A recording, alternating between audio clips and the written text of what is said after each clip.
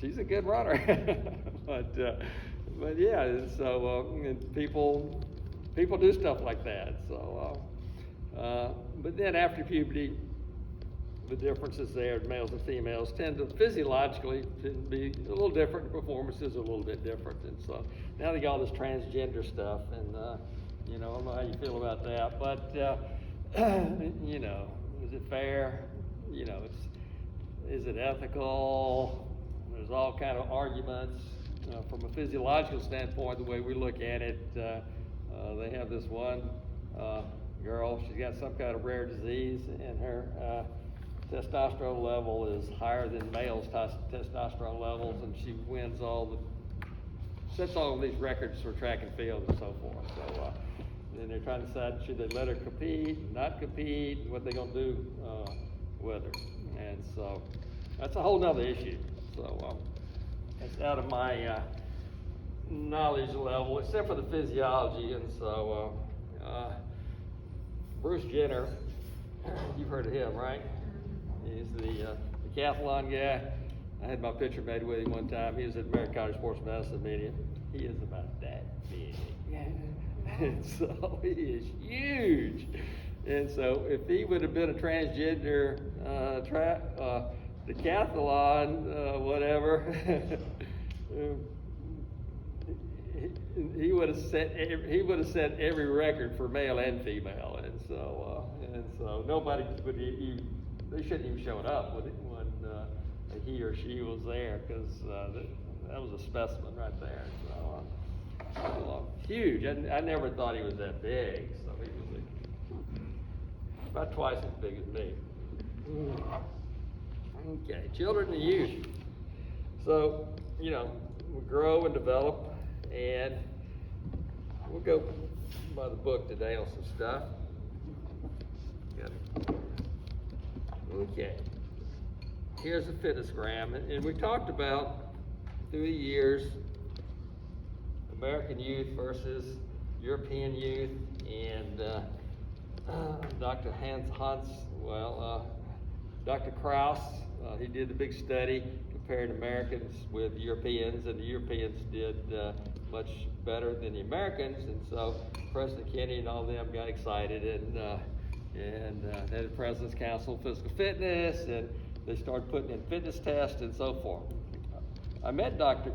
Krauss in Nashville one time, and he was a little German orthopedic doctor for the presidents and so forth. He was about this tall right there. And so in his spare time, he climbed mountains. And so he fell off a mountain one time and got hurt real bad. But he was an interesting person. He did a lot of stuff with the YMCA. The Wise Way to Healthy Back, do they still have that program? He developed that program. So pretty interesting fellow. I was lucky to have a chance to meet him. But if you look at the fitnessgram, which is the most popular test that they use today, it has the same components you have on your fitness test that you take. It has a cardiovascular fitness level. The main difference between youth and adults is with kids, they do the pacer test or they do the mile run. It's hard to find norms. You can find them, but it's hard to find norms for the mile run. So why do you think most tests don't include the mile run? They include the mile and a half run. You want to be a fireman or a policeman or whatever, they do a mile and a half instead of a mile. So from an exercise science standpoint, why do you think there's a difference there? Because they can do a mile faster than most people. Yeah, they sprint it. And so some of you good athletes here, the mile, y'all would probably do it, 6-7 minutes, and that's a sprint. Okay? And so it's really not a good measure of cardiovascular fitness. It's more of a measure of speed, more type 2 muscle fibers than type 1 muscle fibers there.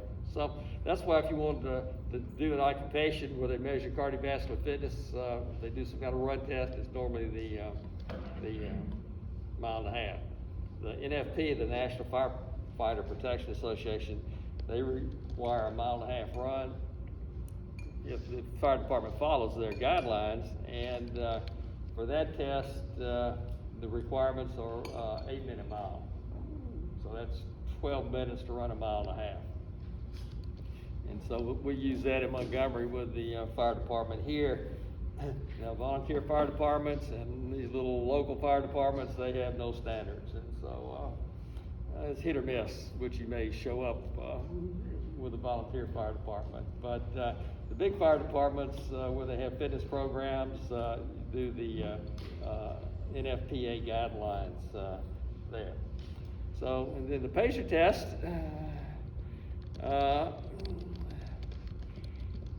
is the 20-meter shuttle run test, right? And so they put pacer on it, then they copyrighted it, and then they call it their test. And so it's the same, pretty much the exact same test. So they call it the beep test in Europe and so forth. So you've done that. And the major reason they have that is because kids cannot pace themselves. Not just kids, but a lot of people have a difficulty pacing themselves. So if we went out and had a bunch of kids and we were going to run a quarter mile, here's we start right here, and they start running around. Most of them will start out sprinting right here. Sprint, sprint, sprint, sprint, sprint, sprint, sprint. Time to get here, not so much good, and then time they get back here, they started to walk right there. And so, because they have a difficult time maintaining the pace. So that's, even with the treadmill test, we start them off slow walking, and what do? Speed them up a little bit, speed them up a little bit every 3 minutes till they can't go any more. So if you're a good PE teacher, what do? You practice this test, and you try to get them to learn how to pace themselves, right? And so you should do that. Otherwise, they're not going to do very well. So what's happening from a physiological standpoint when they go from here to here and they go too fast?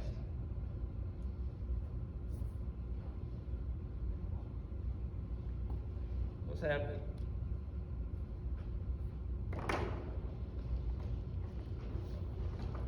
They're gonna fatigue themselves for the last half. Okay.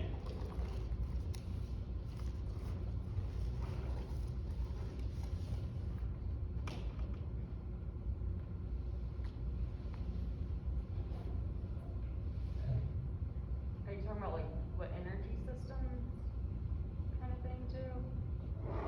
Okay, energy system's part of it. So they'd be using probably definitely ATP, in the beginning, probably not even anaerobic at that point, right? It's not long enough. Okay.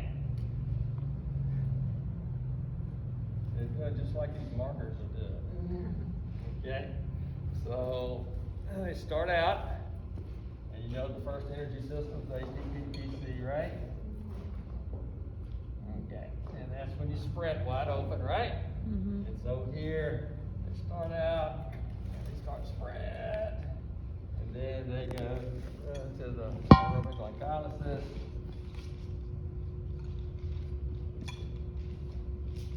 Okay, and how long does that system last? A couple minutes maybe? Yeah. It's just varies. 10 seconds. And then what happens, they start to go, and then they start to produce blood lactic acid, and they get above their lactate threshold, which would be right back here. And then producing too much lactic acid, they're going to have to do what? Slow down and recover, right? So they're never working what? Aerobically, they're working what? Anaerobically. And so I've been in some 5Ks and stuff, and just an average old runner.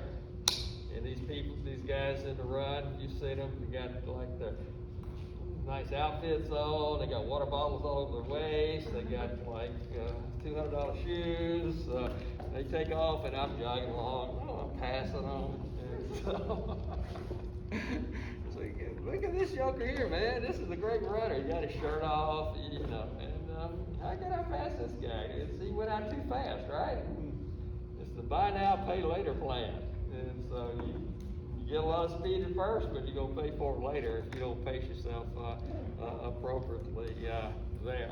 And so that's the same thing that happens with kids, and they produce too much blood lactate, and then they have to do what? Slow down. So the goal is you want them to do what? Pace themselves, right? They warm up and then stay at this particular pace, right below the lactate threshold, right at that particular point, and they have to be trained in order to work at that particular pace, because it's not natural there. When I was in college, I was running track meet in Florida, in West Florida, and so I was running track meet. First one I'd ever run. I was so excited I didn't sleep that night, man. I was so fired up, and so I go out there and I take off, and right about here I was about 10 yards ahead of everybody else. Then right here, I was about 30 yards behind everybody. The coach fussed at me. He called me all kind of names and stuff, and so then he demoted me to the B team. So I'm on the B team, and so the B team, they didn't have enough uniforms, so we had to run with our shirts off. So we were the B team. We didn't count, so we had to run with our shirts off. So I'm out there. And then I figured out I need to pace myself. And then I beat our best guy, who was the 18 guy. The coach got mad at me again. He said, "You shouldn't make me look bad. You know, B teamer beat the 18er. Not good coaching." So that's my track career. But it wasn't very good. But the coach never taught us how to do what? Pace yourself, right? And so you got to be able to pace yourselves if you're going to be a good distance runner or an aerobic type of athlete there. Is there all like based on psychology, physiology? Yeah. Is there like a specific way to like teach people to pace themselves? Well, you know, you can do it with RPE, you can do it with a talk test, you can do it with a heart rate monitor. I've got a program I developed for triathletes and stuff, the heart rate stuff, and so you know, all the triathletes and cyclists, they've got heart rate monitors and stuff like that, and so but you have to be careful with that because it's not always 100% accurate. So the best way to do it is to do a test, a lab test, where we can measure blood lactate and measure where this point is. And so we can figure out where that point is, and then we tell them to go out and do tempo runs and stuff like that, and try to run at that particular pace. And there's all kinds of zones. Some use 5 zones, some use 7 zones. There's different zones that different programs have people to compete in. And so I've done all these triathlons and stuff, but I don't pace myself very well. And so even after like several hundred 5Ks, I still don't pace myself because I get too excited. So I don't sleep the night before. I can't wait to get to the race. See, Lewis Thornton's my partner, and we run a lot of races together. And so Lewis is faster than I am, but I beat him one time. But we get to the race. I get on the front row. And, you know, the best people in the front row, but I get there anyway because I don't want to have to judge kids and stuff, because all the kids get on the front row too, and you're dodging them and trying to get around them, and I'm too fired up. So we're at Seaside, and we're running his run, and it's a half marathon, and I run the first mile in 6 minutes. And I said, "Oh God, what am I doing?" And so And so then I'm going, okay, here comes Lewis. He's passes me, always passes me, and so forth. He's got a girl he's talking to, passes me. He's having a good time and stuff, and I'm struggling. So it's good to learn how to pace yourself, right? And so, but it's not easy to do, and kids especially are awful at pacing themselves. So we got to learn how to pace ourselves with kids, and then remember those are field tests of aerobic capacity. Are they 100% accurate? No. And so, but they're as good as we have. They're good predictors. Good predictors of aerobic capacity, aerobic fitness. Now with this virtual school and all that kind of stuff, PE teachers are sending like lesson plans home to kids. You need to go out and do push-ups and run and stuff. I don't think hardly any of them are doing it, but they claim they are. Okay, so we got pacer test, mile run. There's a walk test that you can do too. But with kids, if all they can do is walk, it's not a very good test. And then the mile run, they call the mile run walk test. Okay, and so if they walk, it's not a run, and so that affects the norms of the test because they're walking and not running, right? And so they should be jogging or running. Like we talked about, they should be going about 4 miles an hour or faster there. Now with little kindergarten kids and so forth, we don't worry about that age group or whatever. We don't worry about them until maybe 2nd grade or something like that. We do some fitness tests, but it's really not valid there. So with Alabama, I developed a fitness test for Alabama, and each physical education teacher is supposed to give that test once a year. And with some of the programs, that's the only time they run a mile the whole year. It's a fitness test. And so they don't train for it, they don't work for it, they don't do anything for it, so they're not doing anything for fitness, right? Except take the test. And then some of the PE teachers, when I first put it in, they were all complaining. And so they said it was too hard for them to give. The sit and reach was freaking them out so bad they just couldn't figure out how to do it. Give me a break. How can a PE teacher not give the sit and reach test because it's too hard for them to figure out? Isn't that pretty sad? Huh? Sounds like laziness. Yeah, lazy. Yeah. Well, isn't physical activity like proven to help with cognitive ability in kids? Oh yeah. There's tons of stuff on that. So what would you, I would say anywhere from like 1st grade to 4th grade ranges, they would be what, 6 to 9, 8, 9, 10-ish. Mm-hmm. What would you recommend them exercising a day for them to have a positive cognitive effect on their brain studying with grades and all? Well, I think the guidelines are good, an hour a day. They've done studies, if they exercise before the test, they tend to do better. Kids tend to behave better when they go out and do recess or physical activity, then come back into the classroom. Y'all in here with me for what, a couple hours? Just think if you were stuck in here with me till 3 o'clock every afternoon. Well, I actually have my mom's a 4th grade teacher, and they have a 30-minute PE period. Mm-hmm. And she says she has noticed that since their PE time dropped back when I was in 4th grade, like 50 minutes, I want to say it was, that the test scores have just gradually gone downhill. Yeah, I can believe that. Could there be a way around that? Like, could you present that to the Board of Education of certain schools and see if you could, if you have enough research, enough evidence to prove that it helps. We got the research, and we can present it. The problem is the PE teachers hurt us instead of help us because so many of them do such bad jobs. And so with some of the PE programs, it's better to just let the kids go do recess because they're going to move more in recess than they are going into the gym with 100 other kids not doing anything.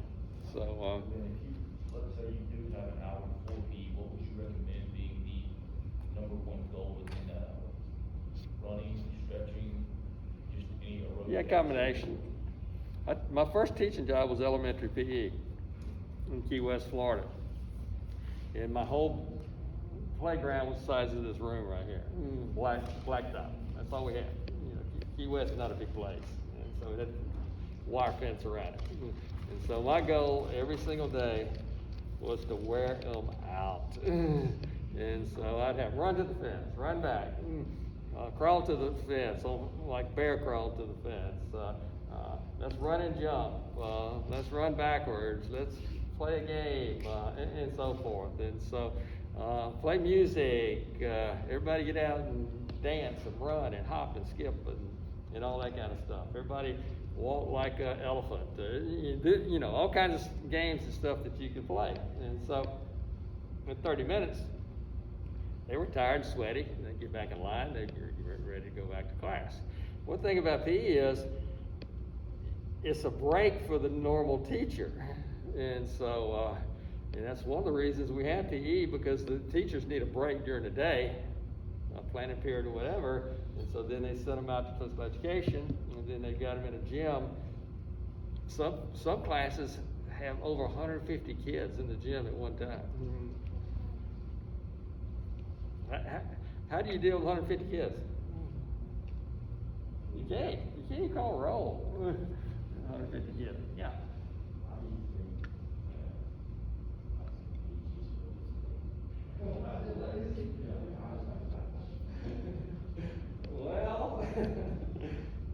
Well, let me tell you this.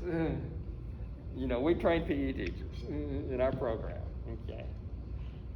They know what to do. Okay. They know what they're supposed to do. But they get out there with the people who are out there, and they figured out they don't have to do anything. And then our good PE teachers that we train are just as sorry as the ones that within a year as the ones that are out there not doing anything. And so, but there are some good programs. And so all schools are not the same. Some, and a lot of the elementary PE programs are really good programs. Junior high school, not so good. High school is non-existent, pretty much. So it gets worse and worse and worse. Yeah. So what type of exercise would you recommend to help the kids better perform on that test and what would that? Aerobic, some kind of aerobic activities. And would you, how long would that be? Is that 5 minutes, see a difference, 10 minutes, see a difference? 15, 20, 30 minutes. Yeah.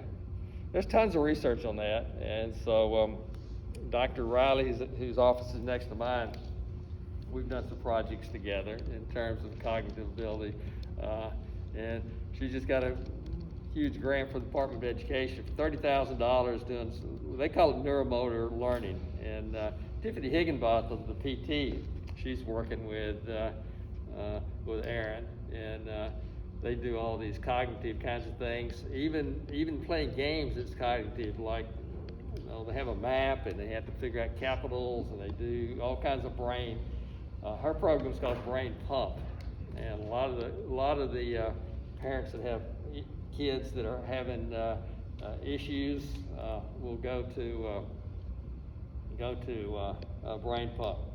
Now, what they found is with babies and stuff like that is if you don't develop those reflexes, and if kids don't do certain kinds of things when they're babies, they never learn them as they get older.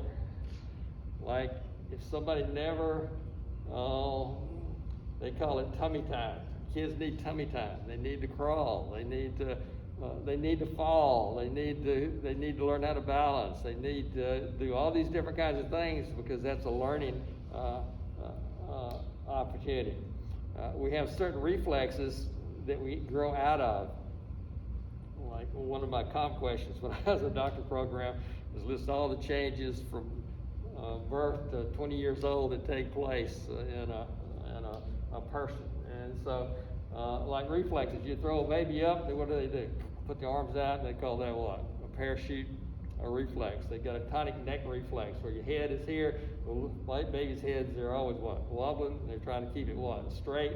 And so it's a reflex. It goes over here, like straighten it up, goes here, straighten it up. So it's a reflex. So they have to go through all those reflexes, but then they have to outgrow those reflexes. And the only way you outgrow the reflexes is to do physical activity. And if you've got a baby and you put him in the little swing all day long and let him swing back and forth, he never learns anything. It never develops those skills that they need as they get older.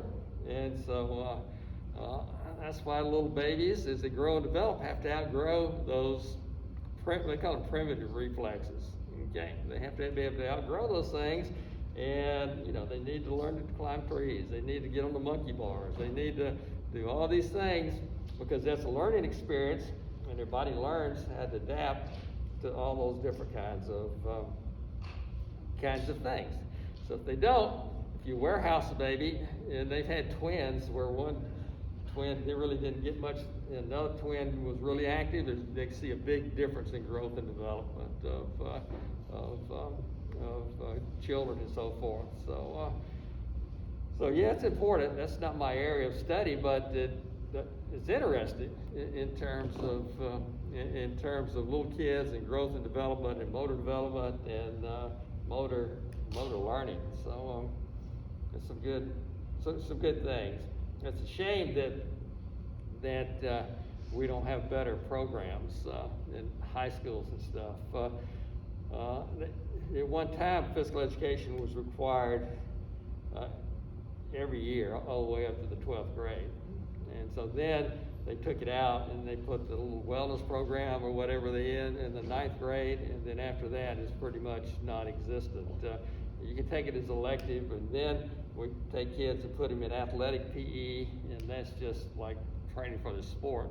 And so a lot of y'all have done that, and so it's not the normal physical education classes that are on the books that people should be doing. So you've got the best product in the world. I'm a parent, grandparent. I want my kids to be healthy, right? I want them to be fit. I want them to exercise and so forth. So get the best product, and exercise is the way. But look how it's handled. And so my little grandkid hates PE. He says, "Granddad, these coaches, they don't do anything. We don't do anything in PE. I hate it." And so the only PE he gets when me and him go someplace, and so then I make him exercise and so forth. So it's sad, right? And so they don't do anything. And the thing is, in sports, you touch a few people in terms of working with them, but in PE class, you're dealing with a whole population. And so, if you're going to teach something or whatever, try to do your best and try to improve the people or help the people to do well. Don't be one of those sorry throw out the ball PE teachers. And so it's you're just stealing money. And so coaches are coaches, but you're responsible for your sport, but you can still coach and teach physical education.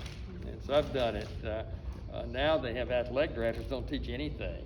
And so I was teaching biology, teaching PE, coached 3 sports, and did it all at one time. So it can be done. A lot of the schools in Birmingham are good. A lot of those schools are good. And so there's some really good schools. We have some really good people. And then we have some that are pretty useless out there. They had some old guy in Prattville. I went out there one time, and he had a kid. He was punishing the kid. The kid did something. He just stood right over him, and he had him doing so many push-ups. He couldn't do anymore. He just let the kid just fell out. So he's abusing the kid in PE. So I wasn't happy with that. But you've been through programs. You know what it's like out there. So it can be better if we got good people. People are the most important thing. It's not the equipment or not anything else. It's the people there. We do the muscle fitness stuff, right? That's important for kids. And, we talked about the satellite cells and all that kind of stuff. That's when those things develop in children. is when they're young. And so the muscles develop, the brain develops, all those things are developing at that particular time. And movement is really important for those things to work and to happen. It's, like I always played golf, I never played tennis. So why can't I play tennis? Nobody taught me to play tennis, right? I never learned to play tennis. I never did tennis. So we've had baseball players. We had them in PE in a physical education class, and they were doing badminton, and they would miss the whole birdie. And so here's an athlete that can't hit a birdie with a racket, and this is true. Watch. Nobody ever taught them to do it. They never did it, ever. And so they don't have the skills. One thing, a lot of our European kids can play a lot of different sports. And so I don't know all the details of all the countries, but a lot of the foreign kids can play soccer, they can play all kinds of stuff because they had experience at it when they were young, and they learned it when they were young. And so in the United States, we're not as diverse in terms of people playing a lot of different sports or a lot of different activities as some other countries are. So it's different. But yeah, I think that be active, learn skills and so forth, and then we have the what's the Cinderella activity? Flexibility. Flexibility. And so again, they apologize. They say, oh, we've got these national guidelines, but flexibility is not listed, but you need to do it. And so it's like, okay, why don't you put flexibility in the national guidelines? Because you're saying you need to do it, but you don't put it in there. And so, see, the problem with the people that develop those guidelines, they won't put anything in there unless the research backs it up. And flexibility is sort of an oddball, and it's hard to say flexibility prevents injuries because it's too hard to do the studies and we have the data, so they leave it out. But they say it's important, but it's not included there. And then, body composition. We're starting to see kids now, 2-year-olds with type 2 diabetes. 2-year-olds. Is that genetic? No, because we never ever, 20 years ago, we never ever saw anybody with type 2 diabetes until they were an adult. And what did they call type 2 diabetes back in those days? Adult onset. Adult onset diabetes. So it's adult onset diabetes. Now 2-year-olds are getting adult onset diabetes. They're not even close to being an adult. And so they predict by 2030, 1 out of 3 people will be diabetic in the state of Alabama. 1 out of 3. And so, and the reason is because they don't move. And we can prevent type 2 diabetes because you've got the insulin. Type 1, the body doesn't produce insulin. Type 2, the body produces insulin, but the muscle has to use the insulin to break down the carbs. Otherwise, you become diabetic. And so, if you have type 2 diabetes, it can decrease your lifespan as much as 20 years. And so, so I'm preaching, but that's the facts. That's the facts. I was looking at something this weekend about COVID. What are the 4 major risk factors for COVID that will put you in the hospital? And 3 of them are listed on our risk factors. Age. Okay, not counting age. Diabetes. Diabetes is 1. Not cholesterol. Diabetes. Heart problems. Okay, heart. Would lungs also be it? Lung problems? Not lung. Diabetes. Blood pressure.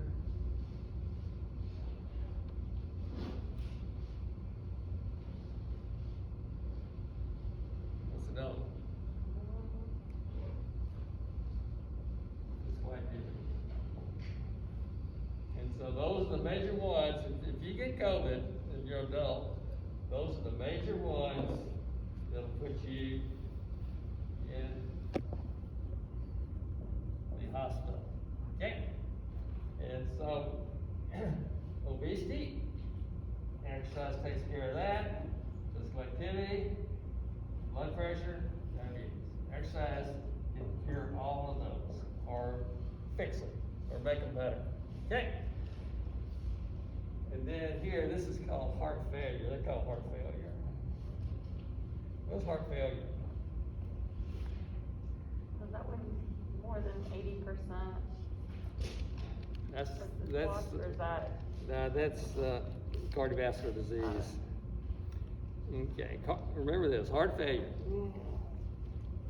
I was confused what it was for a while, because I said, what is heart failure, what is that? And so, what it is, you know when you exercise, you get a bigger left ventricle, right? When you exercise, here's the heart, that ventricle gets bigger, it pumps more blood, and so on. Okay, then, the other thing happens when you exercise, this wall gets thicker, right? And those are good adaptations, okay? When you have heart failure, the walls of the heart, instead of being a nice muscle, They atrophy. they're like jello. It's like a flabby heart that just flaps around. It doesn't pump blood out very well. It's just a flabby old heart that's weak and doesn't function very well. And the other thing is, this left wall gets thick.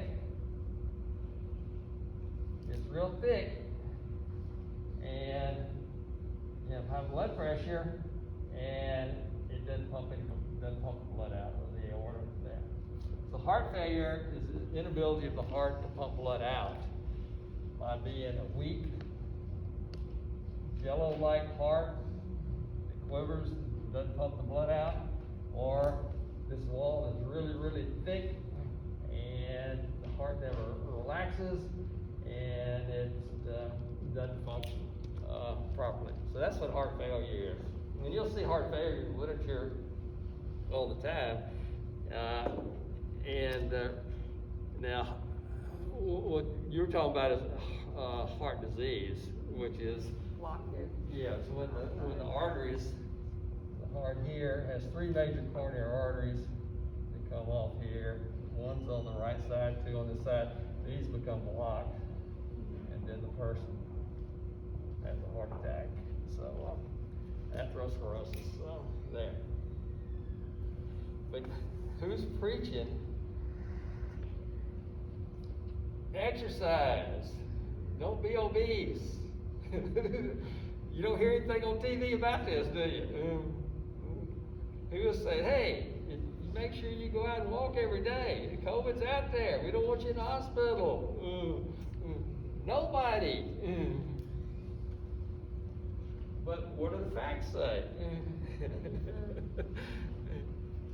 Well, You if they know. said that, they couldn't say everyone stay at home.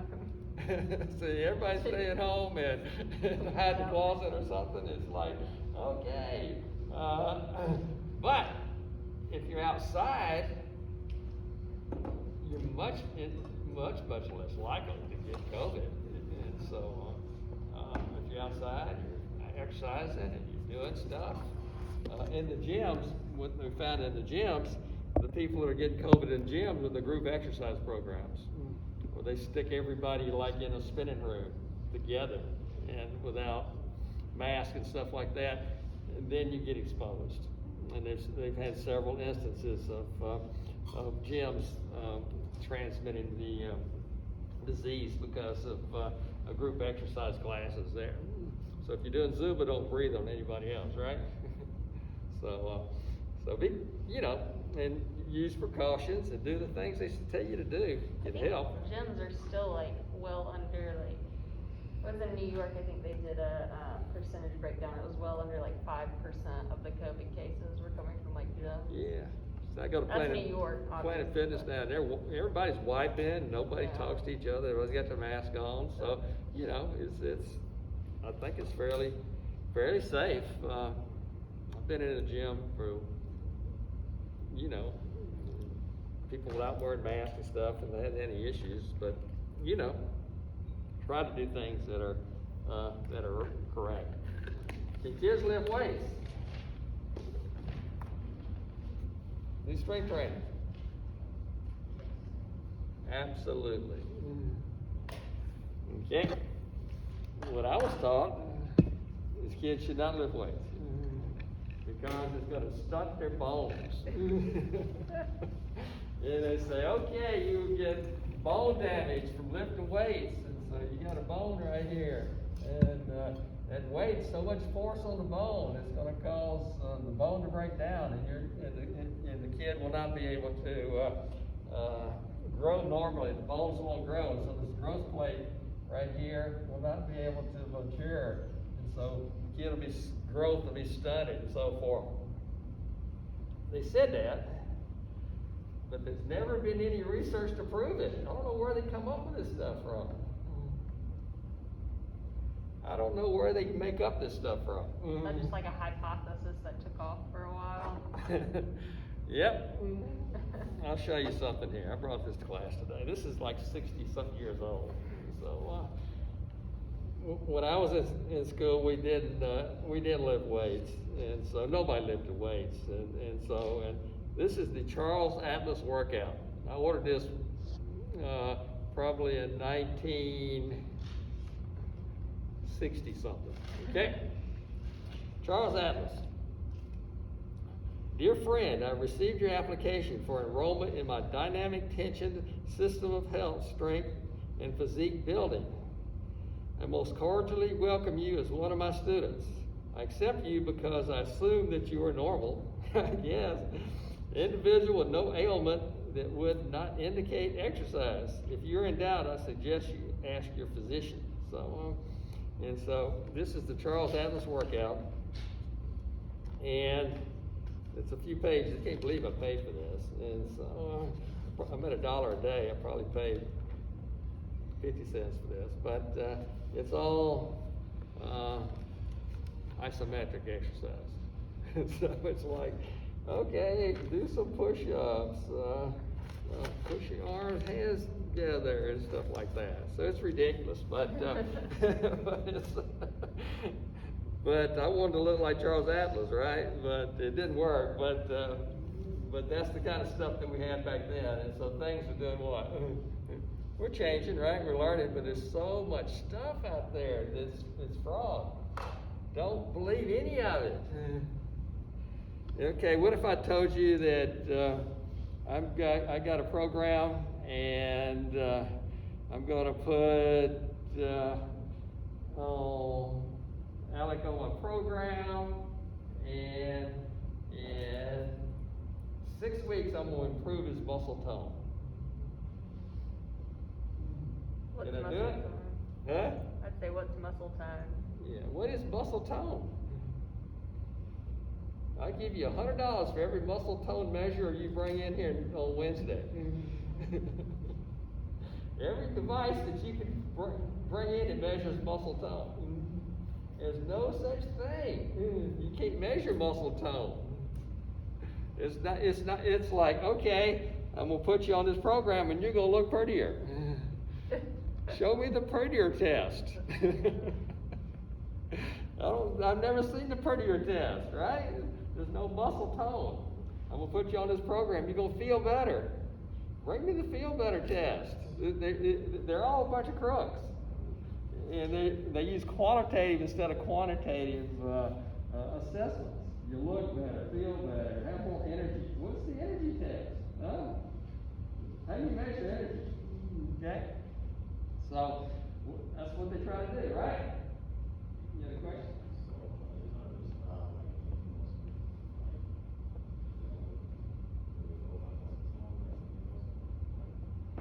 You can measure muscle size, you measure muscle mass,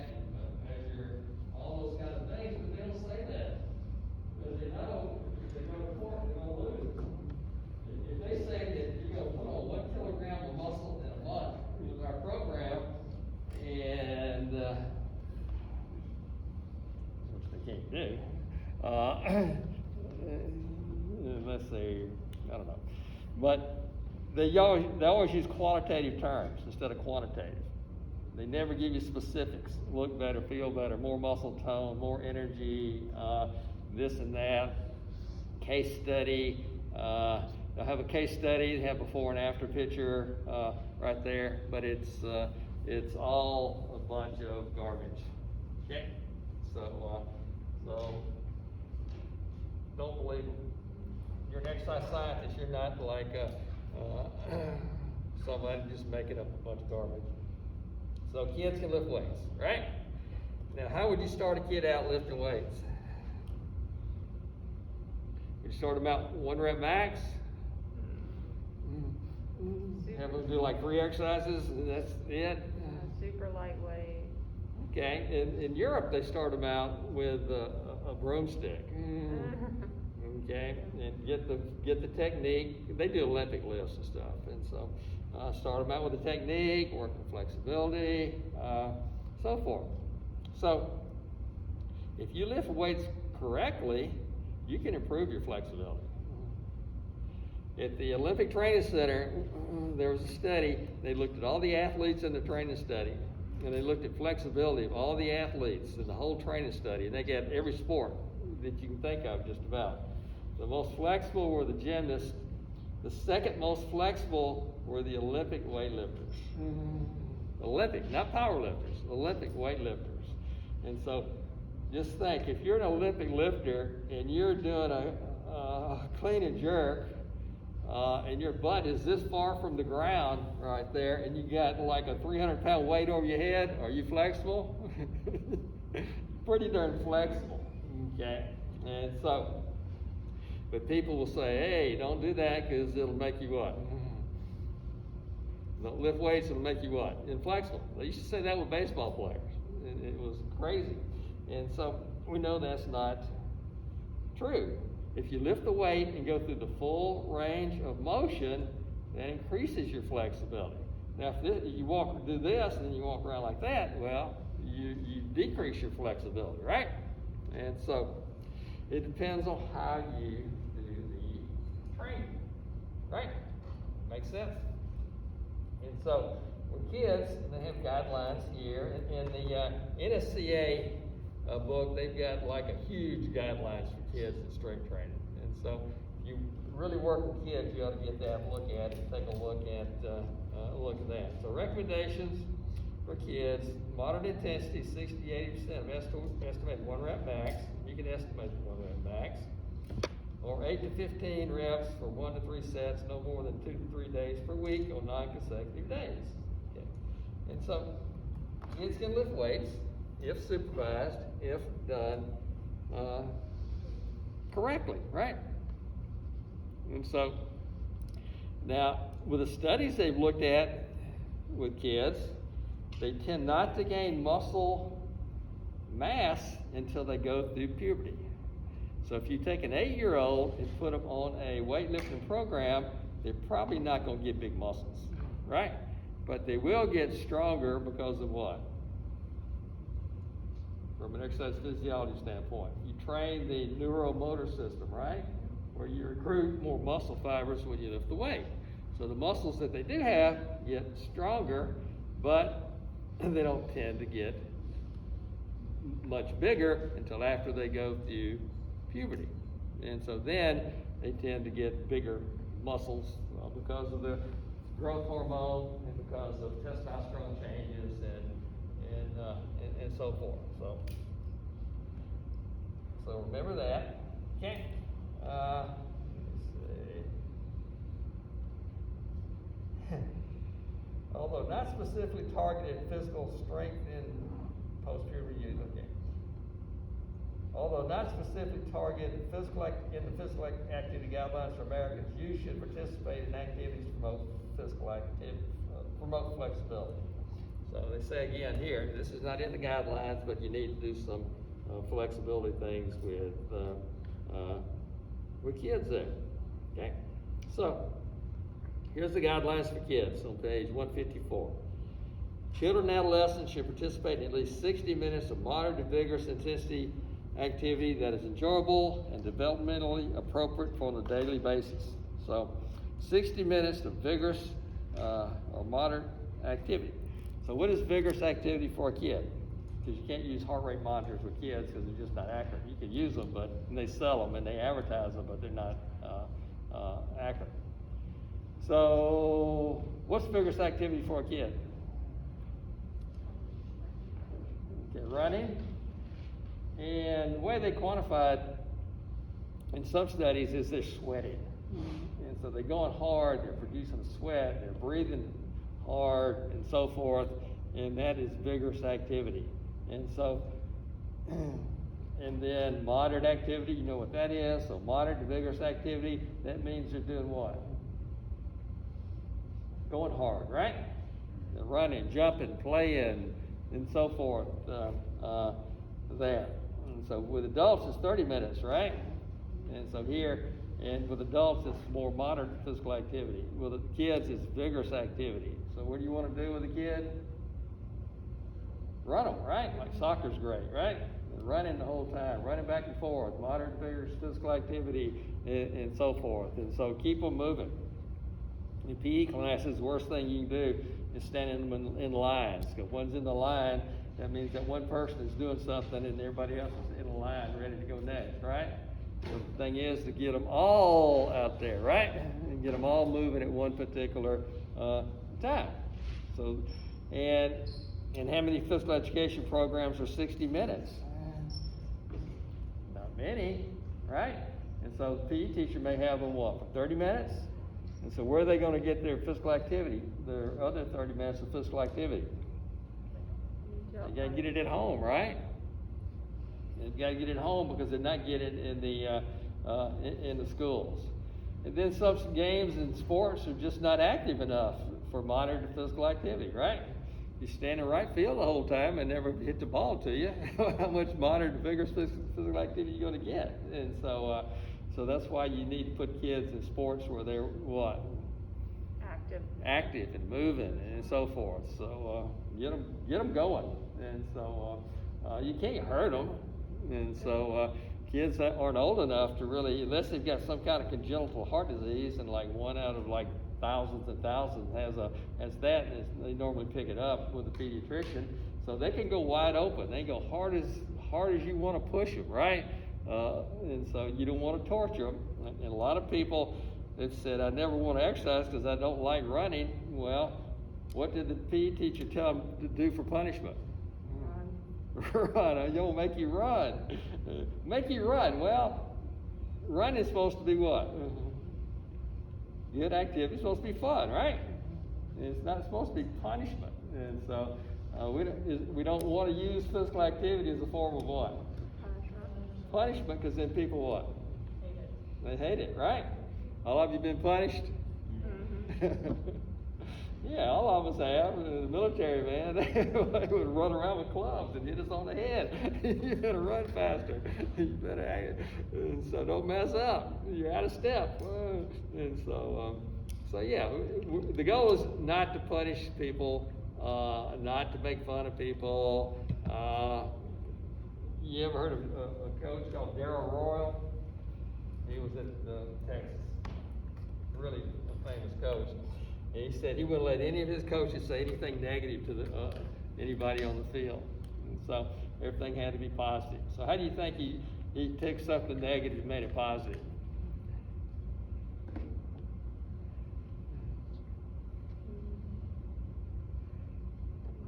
Like Macbeth, maybe she's having a bad day. I don't go, hey, you did awful today. I'd say, hey, how'd you do today? You think you could have done a little better? How do you feel about that? Maybe we could work on this a little bit, and so forth. And so instead of saying something negative, you're taking something and making it positive, right? And say, and then in sports, with kids, you can't force them to do anything. So what do you do if you can't force them to do anything?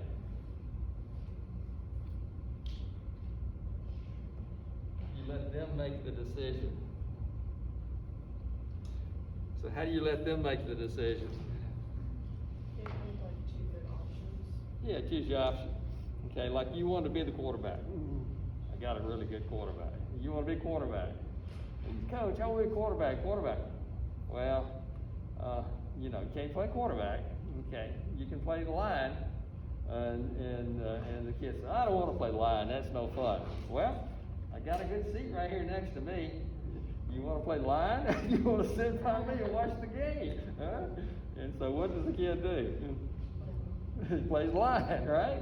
And so you give them options to help them do what? Make decisions, right? They say, oh, class. You don't have to come to class. Who cares? Just don't come to class. You get an F. Who cares? So who makes the decision? Did I make you do anything? No, you have to do what? You have options, right? Hopefully you do what? Make it good. Make a good choice. Make a good decision. So with kids, that's the YMCA developed that program. And so it's a good program in terms of they've got all kinds of strategies how to deal with kids and how to where they can make decisions and so forth. And you give them options. And so like my dad said, okay, you don't like that? Well, you can move out. So, yeah, I'm gonna move out. Where we'll move to? And so it's better shape up. And so you don't like the rules, okay? You don't have to follow the rules. Just go someplace else. So with kids, you can give them decent options in terms of okay, if you want to do this, well, for that we're gonna have to do some exercises, and then after you get through with the exercises, then we'll go do this or something like that. So you give them options, and then they feel part of the decision, and then they don't put all the blame on you, right? And so that's something to think about when you work with people. Let them make decisions, and then hopefully they'll make a good decision, and you give them options, and one option is not so good, and hopefully they'll go for what? Better option, right? Like in soccer, the goalkeeper, you say, okay, you don't want to run around the field, we're going to put you in the goal, right? And so it may not be much fun. Some people love it, but not me. Okay, what about anything else about kids? And they always say kids are not little adults. So what does that mean? Can't treat them as such and give them. Yeah, you it's like can't. You need to supervise, treat them psychologically differently. Yeah, they're different. They're not. All our guidelines and all the physiology that we have for adults is different than it is for kids. There's a guy in Medical College in Georgia named Bernard Gooten, who's one of the leading people working with kids. He came here one time and did a presentation for us, and so he had all kinds of stuff with kids, and he found that the kids that lost weight are the ones that did the higher intensity exercise, the ones that increased their VO2s, the fitness, the ones that did the higher intensity exercise, and so now that's where we get the guidelines in terms of vigorous types of activity. And so you want to encourage them to do vigorous activity. Everybody's not a runner. Everybody doesn't like to run, and so I try to figure out other kinds of activities for them to do. And some kids physiologically are, just not made for running because of their body shapes and sizes and so forth. So you have to come up with other options for them to do to keep them busy and so forth. But you can make it fun for them and make it enjoyable for them. And the thing is, if they don't get it when they're young, they'll never have it when they're an adult. And so it's hard to teach a 60-year-old how to play golf if they've never played before. And so almost all the good golfers are kids that played golf when they were little kids, and so junior high school, stuff like that. So they can play, but they're probably not going to be as good as others there. Okay. So what else about kids? Physiology is different, right? Minds are different. Like he said, all the stuff now with academics, we know that the kids that are more active are smarter, right? They do better. Their brains are better. Their brains develop. Your brain only works off of what? Carbohydrate, right? And so diet's important for kids. And exercise is important. And so you got to work with them. What kind of sports are your kids going to play? Soccer? Soccer? Football? Yeah. Okay. You have to make decisions, right? I wouldn't let my son play football because I played football, so I knew the consequences. So put him in soccer, and he'd be better running around than playing football. Okay, older adults. What's an older adult? 65 or older. 65 or older, right? Y'all know anybody that old? Huh? Okay, so in the book it says that's the largest growing population, 65 and older. That statistic may have changed because of the virus of COVID. Why is that? Because the older people are It's dying. killing them, right?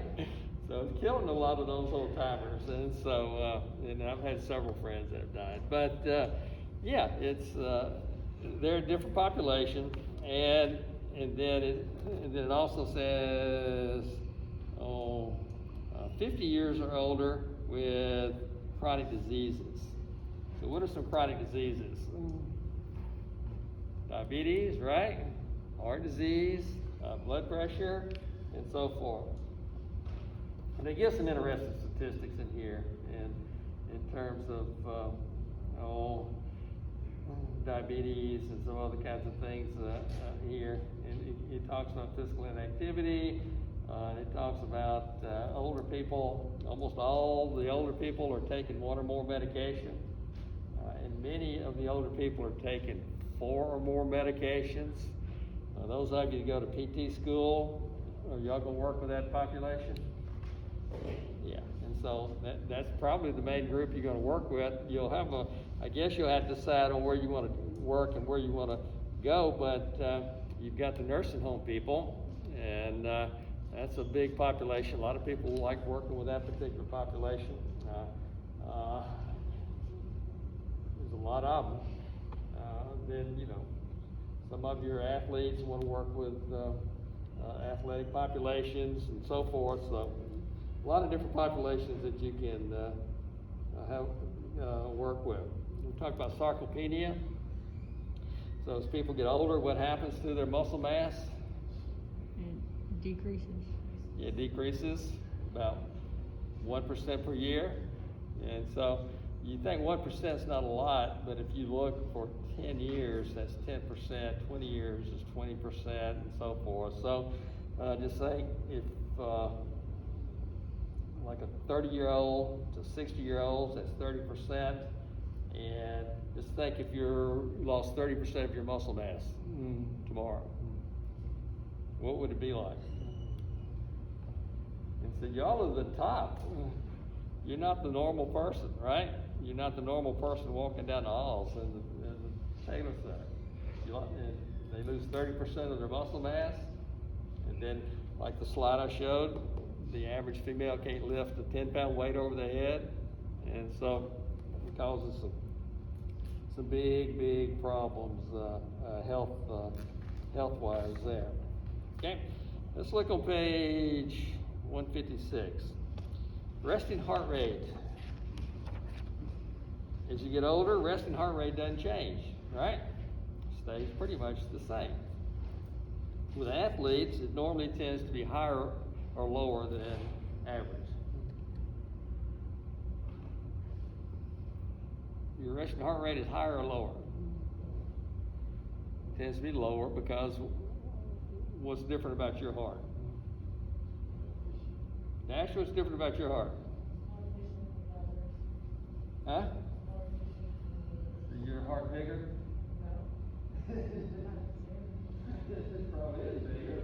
No left ventricle. If you're an athlete, you got a bigger heart. It's probably more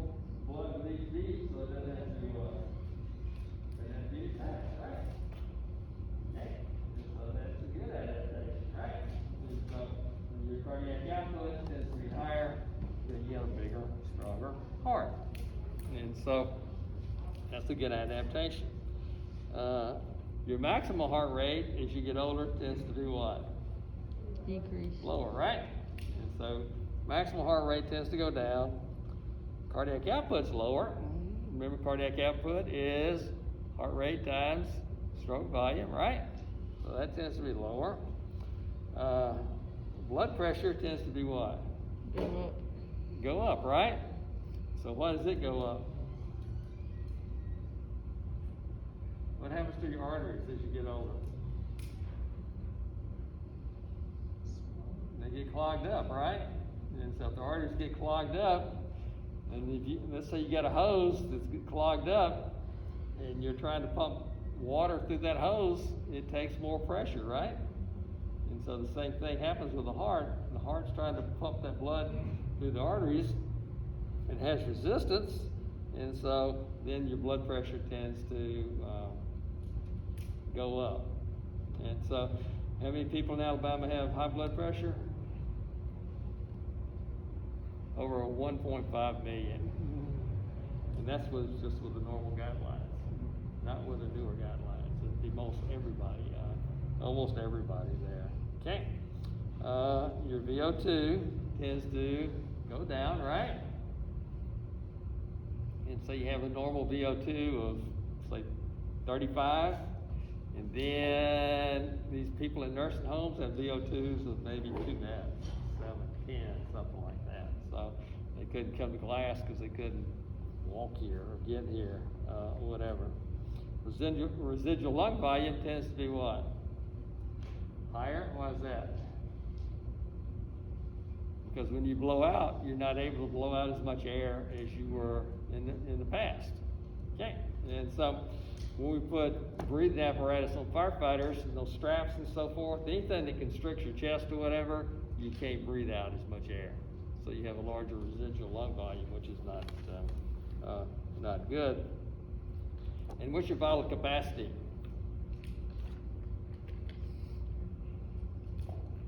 Okay, let's do a quick demo here. Breathe in as much air as you can, and then blow out as much air as you can. Ready?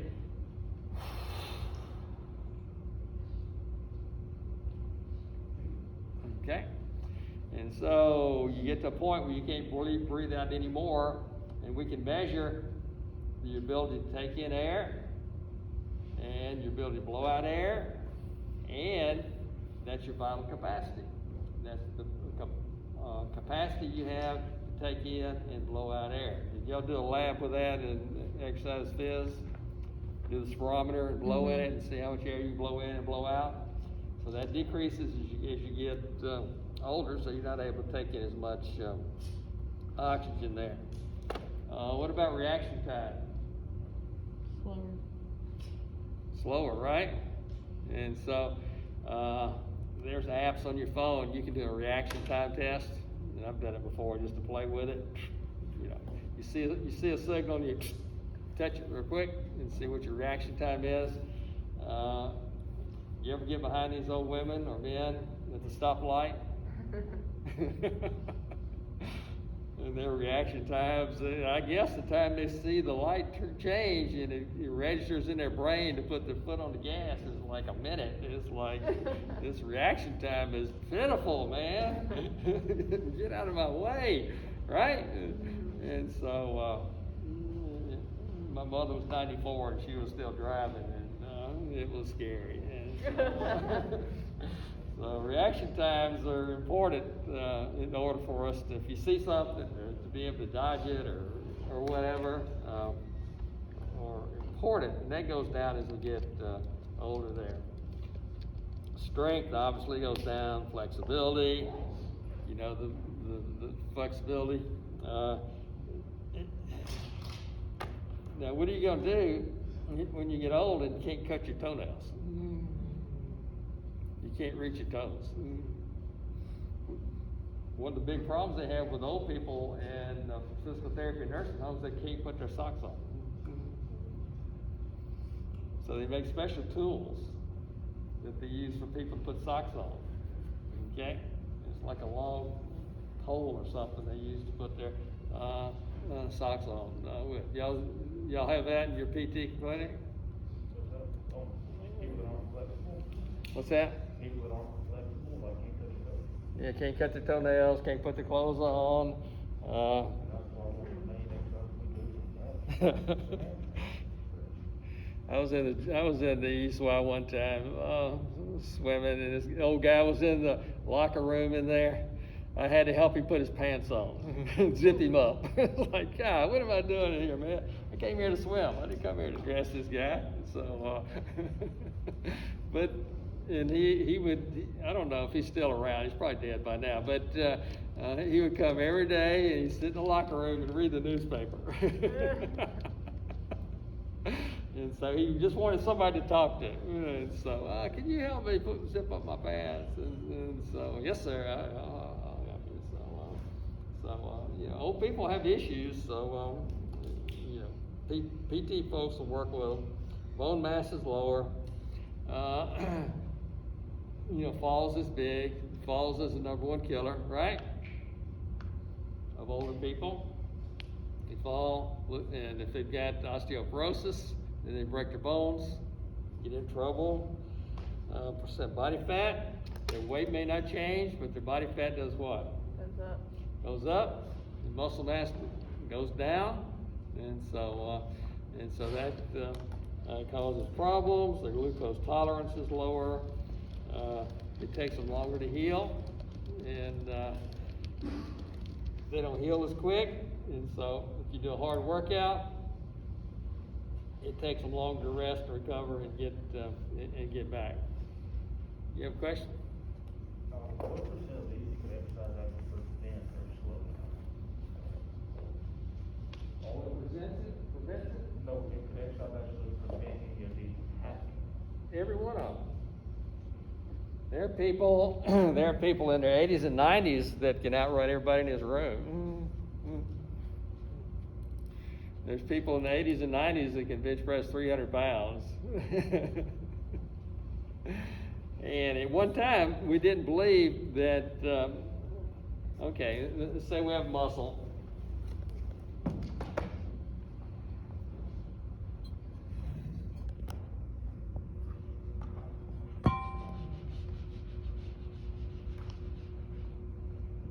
So we have muscle here. And we've got these muscle cells, muscle fibers. Okay, and so at one time we didn't believe that you can increase muscle strength after a certain age. Okay, and so now the studies have shown, and it's mainly neuro. And so remember, you've got a nerve that comes down here and sends a signal to these muscle fibers to contract. And so what happens as you get older, the nerve stimulation tends to decrease, and you're not able to get a stronger muscle contraction. Also, these fibers can atrophy, get smaller as the person gets older, so they'll be thinner, fewer muscle fibers, and so forth. So, as we continue to exercise and continue to train, we're able to maintain our strength.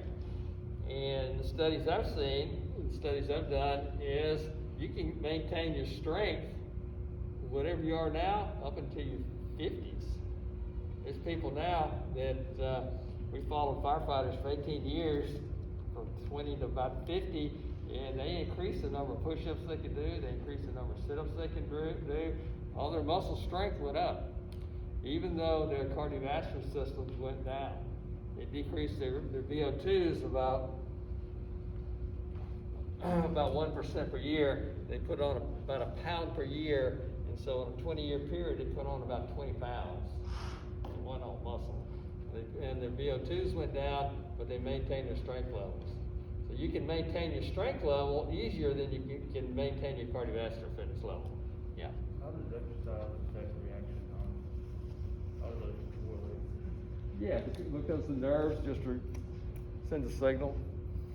The nerve stimulation is just much, much quicker. So you got a healthier nervous system. And not only until recently did we really know anything about the nervous system in exercise. Nobody ever studied it hardly in exercise. And so this stuff with academics and kids and so forth, all that stuff's new within the last 10 years or so. Okay? And so, but now we know, and now we're learning about the brain and exercise. The brain only works off of what? Carbs. Carbs. And so here's the brain right here. Only works off carbs. And you can get a form of diabetes to the brain. And so they don't call it that. But here you've got a brain barrier right here that lets the blood flow in and out of the brain. Okay. Now if the arteries are blocked or whatever, what happens to the blood going to the brain? They can't get there, right? And if you're diabetic, that can affect your ability of getting the good nutrients and so forth up to the brain in order for it to function appropriately.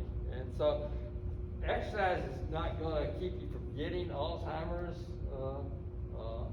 especially, but you're at much, much less risk if you exercise and keep your brain in good condition. I don't know, I read one study that these people that play chess all the time never get Alzheimer's. These chess masters or whatever, they think it's good for older people to like study and read and learn languages and do mental games and all that kind of stuff, because that stimulates the nervous system. And with exercise, what's the fertilizer for the brain? Brain-derived neurotrophic factor. And so whenever we exercise, we increase the BDNF in the brain, brain-derived neurotrophic factor, and that stimulates brain function and improves brain capacity there. Most athletes that use their brain are pretty smart. Some of them don't use it, and so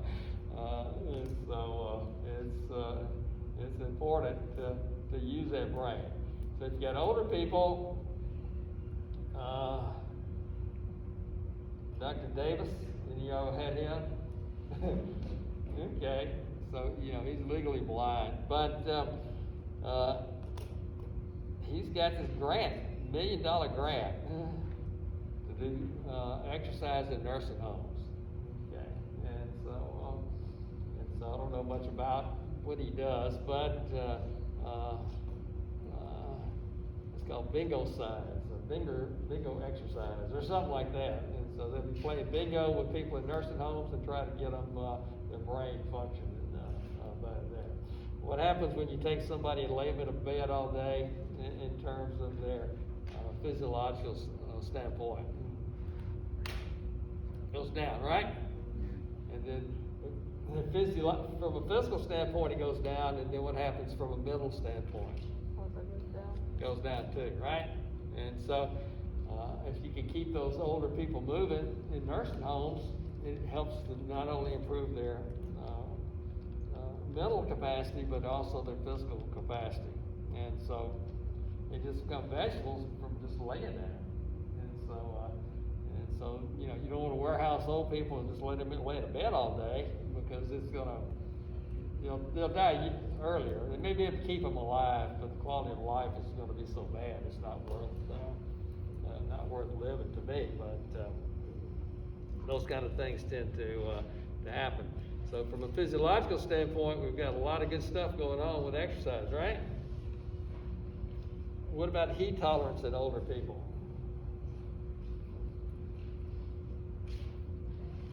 Old people don't do good exercising in the heat.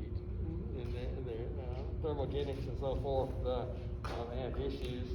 And there's a number of reasons for that. One is a lot of them are on medications. okay? And so, they have a little less regulation of their temperature system. They can't stand heat or cold as well. They gradually have all kinds of things. A lot of them are on blood pressure medication. A lot of them are on blood thinners. You ever see anybody get cut on a blood thinner?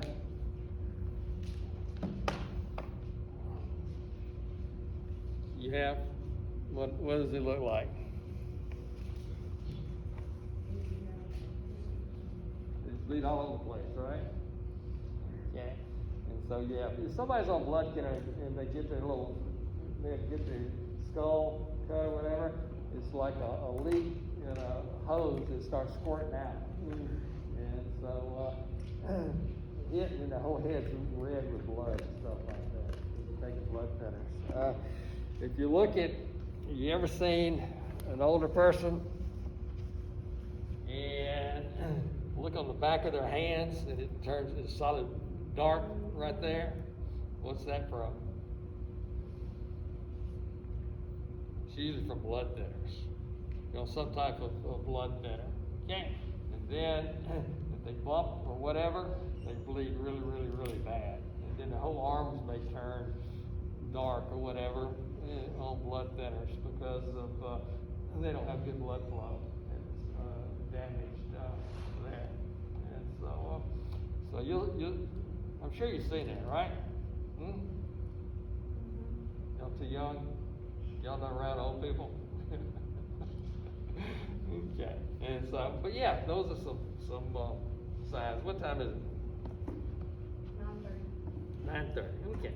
We're going to take these highlighted things in the book. We're going to talk about them there. Go over a few of them today. Not all of them today, but we'll go over a few of them. Let's see what you think about it. Intensity and duration of physical activity should be light, RPE 9 to 11, from the original 6 to 20 scale. The beginning in particular for older adults who are highly deconditioned, functional, limited, or have chronic conditions that affect their ability to perform physical tasks. The light intensity may be continued for 6 months until the participant is able to safely exercise for 30 minutes. Okay. So if you're doing an exercise prescription for somebody that's old, you normally start out with 30 minutes.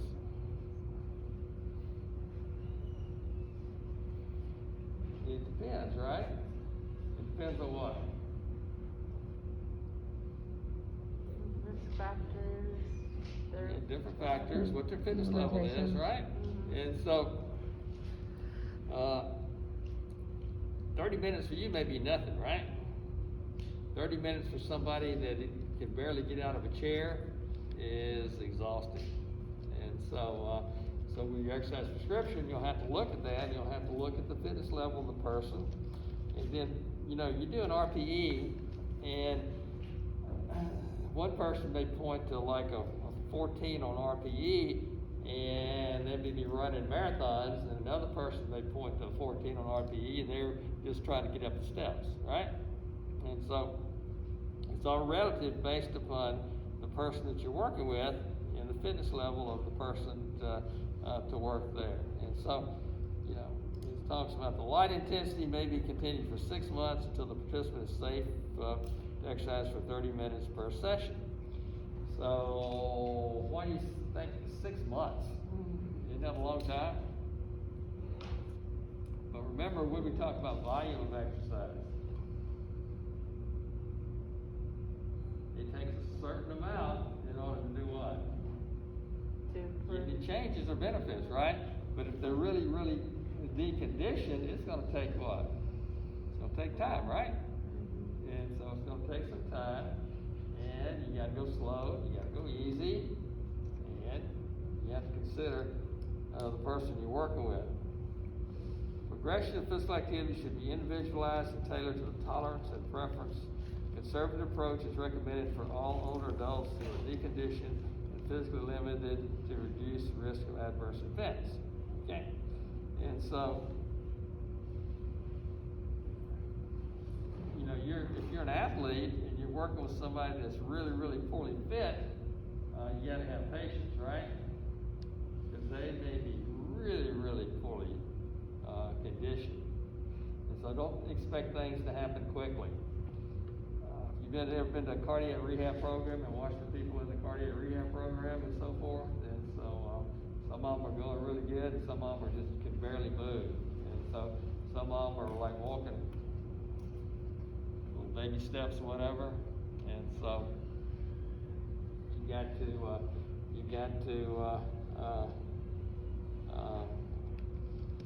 be patient with those people. Exercise should be terminated immediately with follow-up upon presentation of these signs or symptoms: dizziness, angina, chest pain, dyspnea before exertion.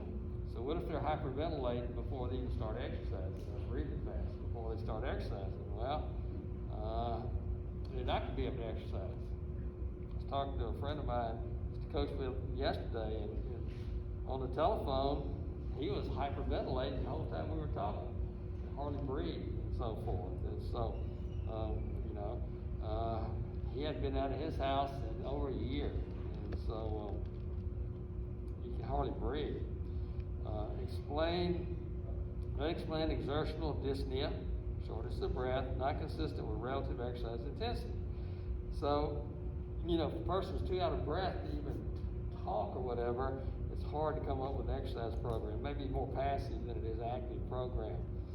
Retinal hemorrhage, onset of lower extremity edema, vagal response to exercise or during exercise, glucose less than 70, so if the blood glucose drops or whatever, they're not getting a lot of energy. Systolic blood pressure greater than 220, and diastolic greater than 105. So if you're exercising and you're doing the blood pressure and it's up over 220, what do? It's going to go up, right? I wouldn't get alarmed if it got to 200. They're probably okay, whatever. But there's a certain point where you want to do what? Keep eye on them, right? Especially in a structured exercise class. The good thing about cardiac rehab or pulmonary rehab, is they're monitored while they exercise. So in pulmonary cardiac rehab, you know what's going on with the person while they're exercising, right? Because they're on some type of monitor there. If you don't have a monitor, you have to go in and take their blood pressures and so forth. So that's more difficult for you. Small declines in isometric strength occur up until the 6th decade.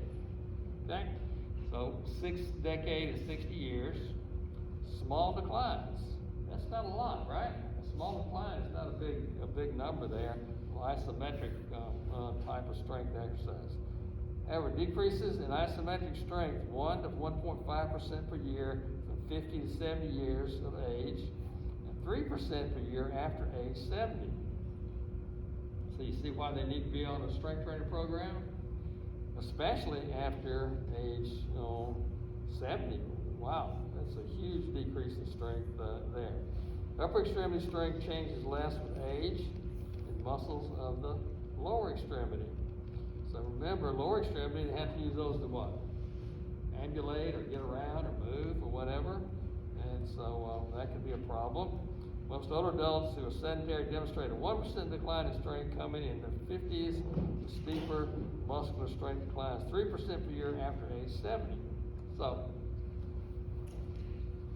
from 50 to 70, it's a 20-year period, and then things start declining at what age? Around 70, right? And so, what's the average lifespan?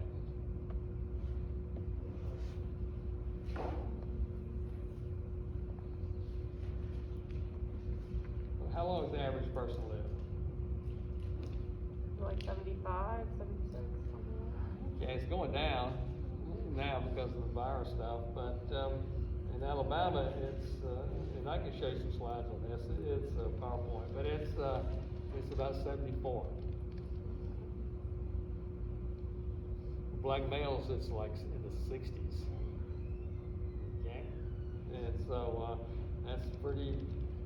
You think that's young or old? 70 years young or old?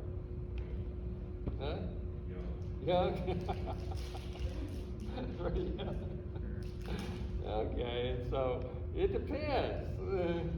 It depends. You can be a young or old 70-year-old, right?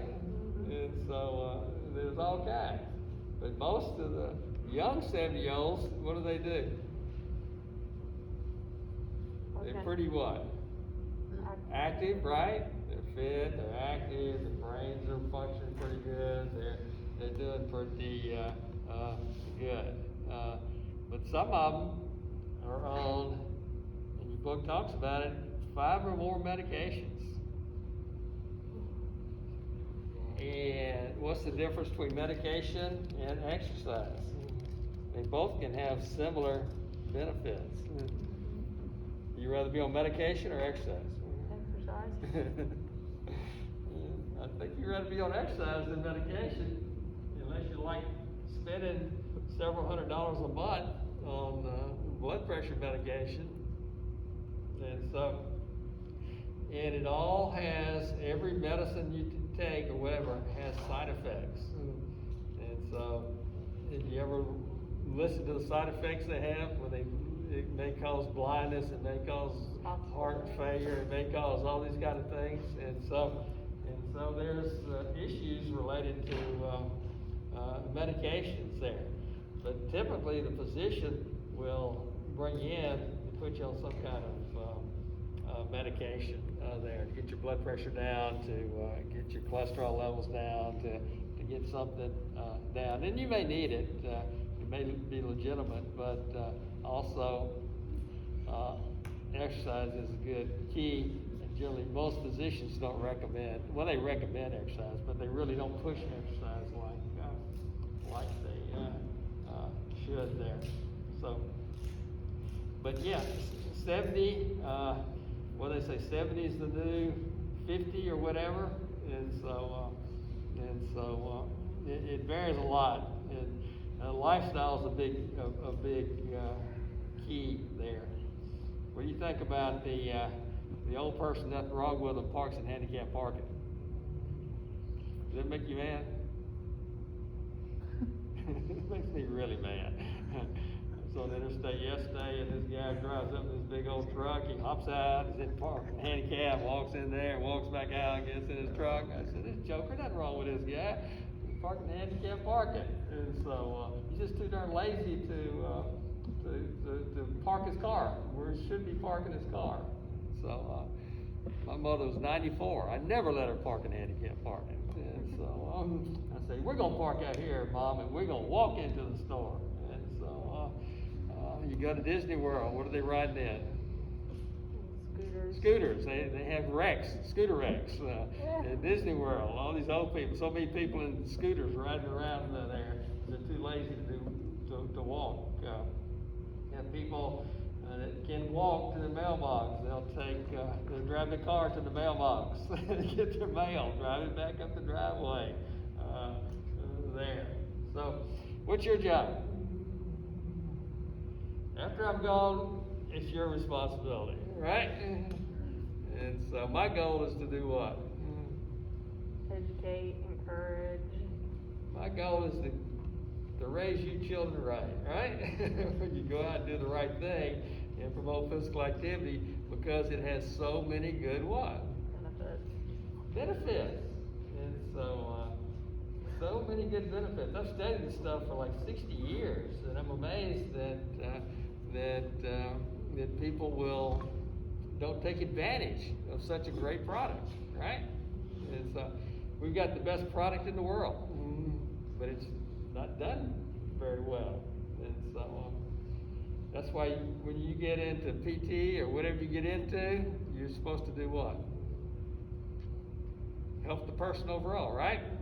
Like when they did their presentation from Faulkner, they said now PTs have never really done anything for wellness of patients because all they did was collect insurance money and fix whatever little damaged part there was and send them out the door.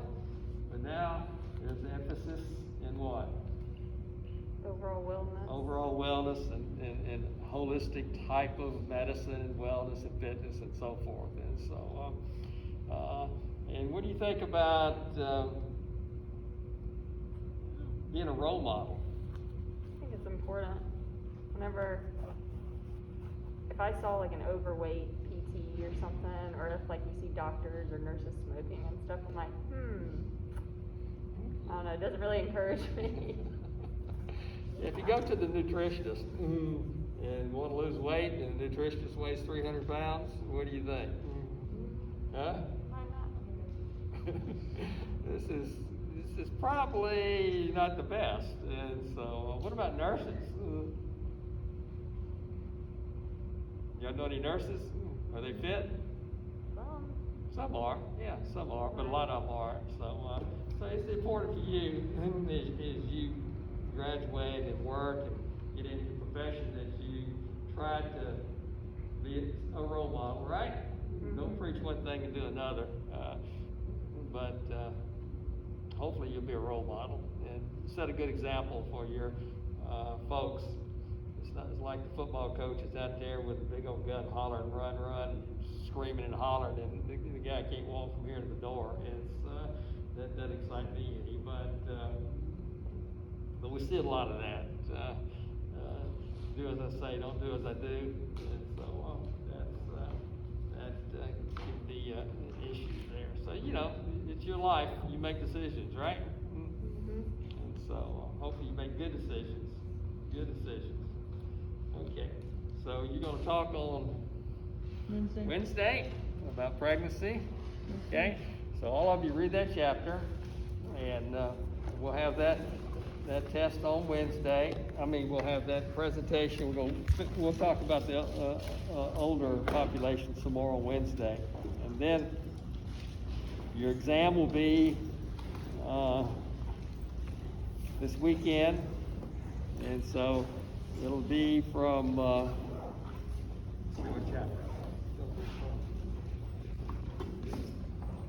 You'll have a case study, and so we'll have some questions based on a case study in terms of the same case study, similar to what you did on last Wednesday.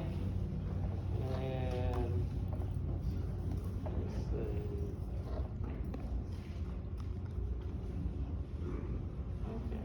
And so, case study, and then chapter 8, chapter 9, and body composition, chapter 6, 7, 8, 9, and a case study. Any questions? Y'all learn anything?